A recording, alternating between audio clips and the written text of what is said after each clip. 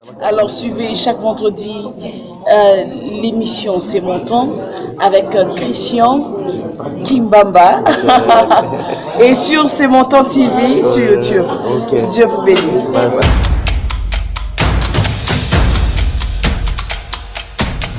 Bonjour au peuple de Dieu. Le Dieu Tout-Puissant a fait faveur que nous soyons ensemble ici au Seigneur. Je voulais dire merci à tout le monde qui nous suit dans des divers endroits, partout dans le monde entier. Nous voulons partager quelque chose par l'amour de Dieu. Je me présente d'abord, je suis le prophète Achille Sita. Alors, la chose que nous devons partager, c'est sur la foi. La Bible nous dit dans Hébreux chapitre 11, le verset 6, que le verset 1 et 6, que or la foi est une ferme assurance des choses qu'on espère, une démonstration de celles qu'on ne voit pas.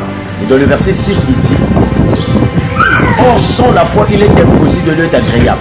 Il faut que celui qui s'approche de Dieu croit que Dieu existe et qu'il est le rémunérateur de ceux qui le cherchent. Alors, une dimension de la foi que nous devons pratiquer, c'est une foi qui doit ramener à l'existence des choses qui n'existent pas. À ce niveau-là, nous allons directement toucher le surnaturel. C'est-à-dire le surnaturel, c'est un vent spirituel qui ramène les choses dans le naturel. C'est-à-dire ce qui est caché, mais ça devient une réalité. Et ce qui est une réalité, ça devient une vérité. C'est par rapport à la dimension de la foi. Chacun de nous a sa foi. Mais chaque personne a un niveau de sa foi. Ma foi n'est pas ta foi n'est pas ma foi. Il y a des foi qui peuvent déclencher des miracles, mais il y a d'autres foi qui ne peuvent pas aussi déclencher des miracles. Mais la foi que nous parlons aujourd'hui, c'est la foi qui nous ramène vers Christ, qui fait asseoir Christ en nous et qui ramène les choses, nos promesses cachées à la vérité, à la réalité. On te dit toujours que tu seras travailleur, mais tu n'as jamais vécu ça dans le physique. Il faut maintenant appliquer une dimension de la foi qui va faire que ce qui est spirituel devient physique. C'est une dimension de la foi. Et à toute fois que l'homme pratique la foi, c'est à toute fois que l'homme devient fort sur cette planète Terre. Et à la 21e siècle que nous sommes, Dieu nous demande de vivre la foi et de sentir la foi. La foi ne doit pas être le slogan que les gens parlent par nos oreilles, mais la foi doit vous devenir comme une vie pour toi. Et la Bible dit le juste vivra par sa foi. Donc nous allons travailler, mais que la foi ramène le travail à l'existence. Nous allons voyager, mais que la foi confirme cette réalité du voyage.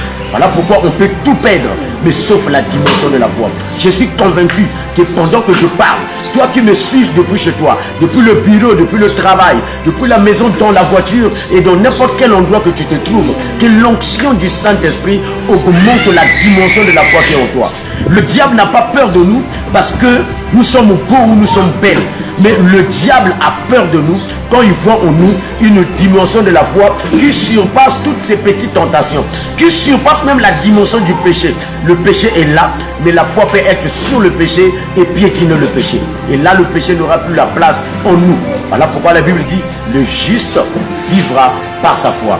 En tout cas, je voulais dire grand merci à toi qui as écouté. Je profite à l'occasion de dire aussi merci à Dieu qui a permis que ce programme de séminaire se passe bien, où le vêtement parfait de Brazzaville est venu travailler. Ça s'est très bien passé sur la sémence, parce que la vie de l'homme sur la terre est toujours une sémence. Dieu lui-même, en envoyant son fils Jésus, il a fait une sémence.